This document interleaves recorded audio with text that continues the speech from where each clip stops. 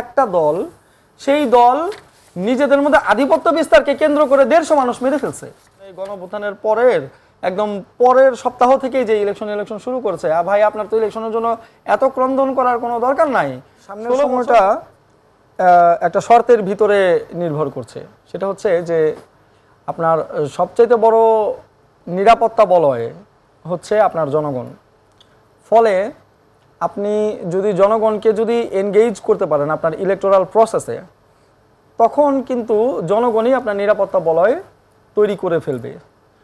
আর যদি আপনি জনগণকে এক পাশে রেখে এই প্রথাগত যে ট্রেডিশনাল যে ইলেকশনগুলো আমরা দেখেছি, সেই ইলেকশনের মতো যদি হয়, তাহলে এটা হয়তো বা 2014 এবং 18 সালের ইলেকশনের মতো হতে পারে বলে আমরা আশঙ্কা করছি। এই আশঙ্কাটা কেন আসলে? কারণ এই আশঙ্কাটা কেন বারবার বলছেন ইতিহাসের সেরা নির্বাচন করবে এই সরকার। হ্যাঁ, আমরাও তো চাই ইতিহাসের সেরা নির্বাচন হোক, কিন্তু সেটা কি পাবলিকের এনগেজমেন্টের মধ্যে দিয়ে, জনগণের আপনার হচ্ছে অংশীদারিত্বের মধ্য দিয়ে, তাই নয় কি? আচ্ছা, কিন্তু এখন আপনি পাবলিককে যে এনগেজ করবেন তার তো কিছু শর্ত লাগবে, যে আপনি কিভাবে পাবলিককে ইলেকটোরাল প্রসেসে এনগেজ করবেন, তাই নয় কি? আচ্ছা, আপনি একটা সিম্পল একটা বিষয় বলি, সেটা হচ্ছে যে যেই বিষয়টা আমি বারবার অ্যাড্রেস করার চেষ্টা করি, সব জায়গায় বলি যে দেখেন আপনার জনসম্পৃক্ততার যে বিষয়টি আপনার সামনে এনেছেন, আপনার কেন মনে হচ্ছে জনসম্পৃক্ততার সেই বিষয়টাই আমি বলছি। আমি বারবার এই বিষয়টা আমাকে বলতে হচ্ছে, বিষয়টা দুঃখজনক এবং বারবার অ্যাড্রেস করার চেষ্টা করি আমি। সেটা হচ্ছে যে দেখেন, আপনি তো আপনার নিরাপত্তা বাহিনী কে থাকবে? পুলিশই তো আপনার মূল আইন শৃঙ্খলা রক্ষাকারী বাহিনী থাকবে, তাই নয় কি? এরপরে আর্মি থাকবে এবং অন্যান্য আইন শৃঙ্খলা রক্ষাকারী বাহিনী। এখন পুলিশ এমন একটা আইন শৃঙ্খলা রক্ষাকারী বাহিনী যাকে নাকি 24/7 সাধারণ মানুষের সাথে, জেনারেল মানুষের সাথে থেকে তার কাজগুলো করতে হয়। তার বিভিন্ন সোর্স বলেন, আইন শৃঙ্খলা নিয়ন্ত্রণ বলেন, সব কিছুই। এখন পুলিশের সাথে সাধারণ মানুষের সম্পর্কটা কি এখনো স্বাভাবিক আছে? আপনি দেখেন 5 আগস্টের পর থেকে মানুষ যেভাবে দেখেছে যে তাদেরকে মাথায় একদম টার্গেট করে গুলি করে মারা হয়েছে, যেই পুলিশ এই জেনারেল পিপলের সাথে 24 ঘন্টা থাকে, তো তাকে যে একটা প্রসেসের মধ্য দিয়ে যে আবার তাদের মধ্যে এই সুসম্পর্কটা তৈরি করা, সহাবস্থানটা তৈরি করা, সেই প্রসেসটা কি আমরা দেখিনি? ফলে দেখেন পুলিশ থাকবে, কিভাবে করা উচিত? মানে এই প্রসেসটা আপনি দেখছেন না বলছেন, এইটাই হচ্ছে যে বিভিন্ন সরকারের বিভিন্ন উদ্যোগ নেয়ার মাধ্যমে বিভিন্ন ইভেন্ট, কি উদ্যোগগুলো কি আসলে? সেটা হতে পারে যে মতবিনিময়, আলোচনা, তারপর হচ্ছে যে আপনি যখন আপনি যে ডেমো যে ভোটগুলো করছেন, হ্যাঁ মক ভোটিং তারা করছে, কিন্তু ইতিমধ্যে হ্যাঁ মক ভোটিং করছে, কিন্তু সেখানে পাবলিকের সাথে আপনার প্রশাসনের এবং সরকারের এই টোটাল ইলেকটোরাল যে আয়োজন, সেখানে জনগণের কিছু অংশীদারিত্ব তো দরকার, তাদেরকে তো এনগেজ করা দরকার।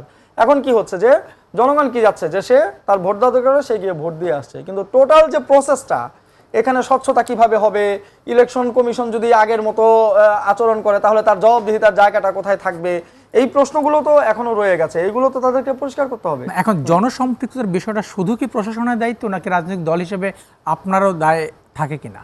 না, অবশ্যই রাজনৈতিক দলের দায়িত্ব আছে, এবং এখানে আমি বলবো যে রাজনৈতিক দলগুলোর কিছু অদূরদর্শিতাও আছে। কেন অদূরদর্শিতা আছে? এই যে এখন আপনারা মানে সকল রাজনৈতিক দল যে ইলেকশন এই গণঅভ্যুত্থানের একদম পরের সপ্তাহ থেকেই যে ইলেকশন শুরু করেছে, ভাই আপনার তো ইলেকশনের জন্য এত ক্রন্দন করার কোনো দরকার নাই। 16 বছর ধরে আপনারা যেরকম নির্যাতিত হয়েছেন, আমরা যেরকম নির্যাতিত হয়েছে, বাংলাদেশের প্রতিটি মানুষও কোনো না কোনো ভাবে নির্যাতিত হয়েছে। ইলেকশনের দরকার নেই যে আপনি বলছেন না, এটা ভুল ফ্রেমিং। আমি বলি সেটা হচ্ছে যে মানুষই তখন বলবে, আপনি যদি এই জায়গায় দেশে একটা বলি যদি দেশে একটা স্থিতিশীল অবস্থা তৈরি হয়ে আসতো, তাহলে দেখতেন মানুষ এখন যে ইলেকশনের কথাটা বলছে সেটা 5 আগস্টের 3 মাস পর থেকেই বলা শুরু করতো। তাহলে এত জল ঘোলা করার কোনো মানে আছে? এত ইন্টেন্স পরিস্থিতি তৈরি করার কোনো মানে আছে? মানে হচ্ছে যে আপনি যখন রাজনীতি করছেন আপনার তো ধৈর্যশীল হতে হবে না, পাবলিক পারসেপশনটা বুঝতে হবে না, পাবলিকের নার্ভটা আপনাকে বুঝতে হবে না?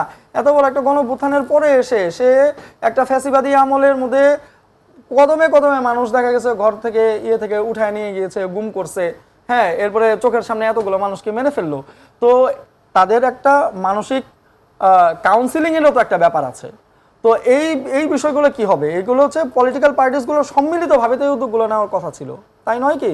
এখন আপনি পরের দিন থেকেই আপনি যেখানে নির্বাচনের বাকি 2 মাস, এই অবস্থায় এই নতুন যে আলোচনা, না, এটা নতুন আলোচনা না, এটা হওয়া উচিত ছিল, কিন্তু এটা হয়নি, এটা ব্যর্থতা, আমি সেটা বলছি। আচ্ছা। নতুন আলোচনা না, অবশ্যই বাংলাদেশে একটা ইলেকশন দরকার স্থিতিশীলতার জন্য। বাংলাদেশ তো আর বিচ্ছিন্ন কোনো গ্রাম না, বাংলাদেশ তো গ্লোবাল পলিটিক্সে অত্যন্ত গুরুত্বপূর্ণ একটা জায়গায় এখন আছে। হ্যাঁ, ফলে এখানে স্থিতিশীলতার জন্য অবশ্যই একটি ইলেকশন দরকার, কিন্তু সেই ইলেকটোরাল যে প্রসেসটা যে আছে, সেই প্রসেসে আপনি কিভাবে অ্যানার্কি এড়াবেন, কিভাবে খুনোখুনি এড়াবেন। আপনি দেখেন একটা দল, সেই দল নিজেদের মধ্যে আধিপত্য বিস্তারকে কেন্দ্র করে 150 মানুষ মেরে ফেলছে। তাহলে আপনি বলেন যে এখন এই যে আপনি দেখেন যে নমিনেশনকে কেন্দ্র করে, হ্যাঁ, যেসব জায়গায় এরকম মারামারি হচ্ছে, কোপাকুপি হচ্ছে, এই বিষয়গুলো তো এটা তো কাণ্ডজ্ঞানহীন আচরণ নয়। ধন্যবাদ কর্নেল শরীফ।